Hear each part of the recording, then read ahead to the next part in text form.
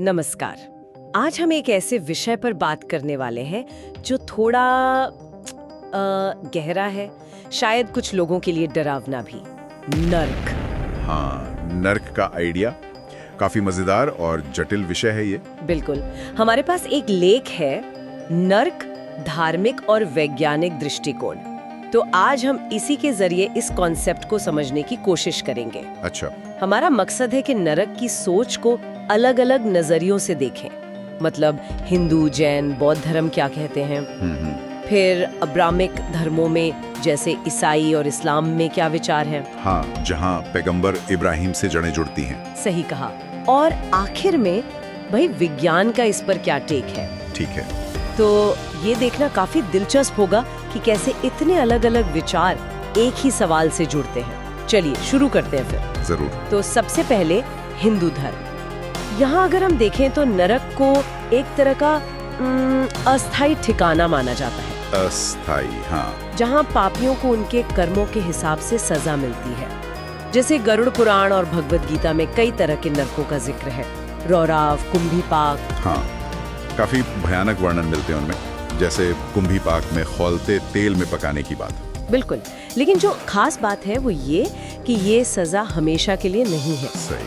इसके बाद आत्मा फिर से जन्म लेती है। हाँ, और ये सीधे सीधे कर्म के सिद्धांत से जुड़ा है ना। सजा अस्थायी इसीलिए है क्योंकि यहाँ जीवन मृत्यु का एक चक्र है। कर्मों का फल भोगने के बाद एक मौका मिलता है सुधार का, अगले जन्म का। और दिलचस्प बात यह है कि जैन और बौद्ध धर्मों में भी मतलब मिलती जुलती सोच है। अच्छा। हाँ, कर्म के आधार पर दुख भोगने का कॉन्सेप्ट वहाँ भी है। नाम और कल्पनाएं शायद थोड़ी अलग हों, पर मूल विचार कर्म और उसके नतीजे का ही है। लेकिन अगर इसकी तुलना हम अब्राहमिक धर्मों से करें, मतलब ईसाई और इस्लाम से, तो तस्वीर काफी बदल जाती है ना? हाँ बिल्कुल, बहुत बड़ा फर्क है। वहाँ तो नरक, जिसे वो हेल या जहन्नम कहते हैं, वो हमेशा की सजा की जगह है, शाश्वत। हाँ, वहाँ एक अंतिम फैसला, एक फाइनल जजमेंट का कॉन्सेप्ट है। हाँ, राइट। जीवन के कर्मों के आधार पर तय होता है कि हमेशा के लिए स्वर्ग मिलेगा या नरक। ये उस चक्र वाली सोच से कितना अलग है? बहुत अलग। देखिए, अब्राहमिक धर्मों में समय को अक्सर एक सीधी रेखा की तरह देखा जाता है। एक जीवन, एक फैसला और फिर अनंत काल तक उसका परिणाम। तो ये जो अंतिम निर्णय और हमेशा की सजा का विचार है, वो इसी लीनियर टाइम मतलब रेखीय समय की सोच से जुड़ा है। अच्छा। जबकि हिंदू, जैन, बौद्ध धर्मों में समय ज्यादातर चक्रीय है।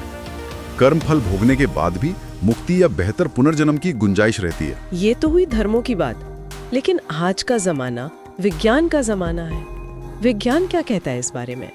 यहाँ मामला थोड़ा पेचीदा हो जाता है। हाँ। देखिए, वैज्ञानिक नजरिए से अगर हम बात करें तो स्वर्ग या नरक जैसी किसी जगह का कोई ठोस सबूत, मतलब जिसे हम ऑब्जेक्टिव प्रूफ कहते हैं, वो नहीं है। ने के तरीके के तौर पर देखता है। अच्छा, मतलब सोशल कंट्रोल के लिए। हाँ, एक तरह से मॉरल फ्रेमवर्क बनाने के लिए। लेकिन फिर वो जो अनुभव होते हैं, जिन्हें नियर डेथ एक्सपीरियंसेस कहते हैं, जब लोग बिल्कुल मौत के करीब से वापस आते हैं, उनका क्या? हाँ, ये एक इंटरेस्टिंग सवाल है। विज्ञान इन अनुभवों की व्याख्या करने की कोशिश करता है। कैसे? जैसे कि शायद दिमाग में ऑक्सीजन की कमी से ऐसा होता हो, या कुछ खास केमिकल्स रिलीज होते हों उस वक्त।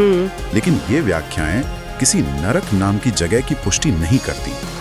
विज्ञान टिका है सबूतों पर, ऐसे सबूत जिन्हें मापा जा सके, परखा जा सके, दोहराया जा सके। सही। और जो व्यक्तिगत अनुभव होते हैं, आत्मिक अनुभव, चाहे वो कितनी भी गहरे क्यों ना लगे, वो फिलहाल इस वैज्ञानिक दायरे से बाहर हैं। तो फिर इस पूरी बातचीत का निचोड़ क्या है? क्या नरक सच में है?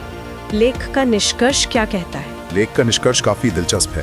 वो कहता है कि जवाब शायद नहीं है। शायद नहीं। हाँ, शायद नरक का कोई भौतिक अस्तित्व ना हो, लेकिन, और ये लेकिन बहुत जरूरी है। ओके। लेकिन अगर कोई इस पर यकीन करता है तो उसके काम करने का तरीका, उसके कर्म जरूर बदल जाते हैं।